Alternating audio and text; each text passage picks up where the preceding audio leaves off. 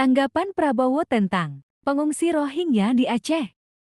Iya kan, ini adalah masalah dunia, ya kan?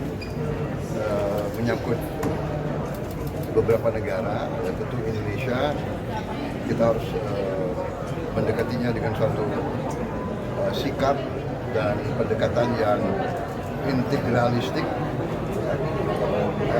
Kita kombinasi dengan badan-badan internasional, dengan PBB dan sebagainya. Tapi tentunya kita harus mengutamakan kepentingan rakyat kita sendiri dan kepentingan nasional kita. Bahwa masih banyak rakyat kita yang hidupnya masih susah. Jadi tidak begitu fair ya, kalau kita harus menerima semua pengungsi itu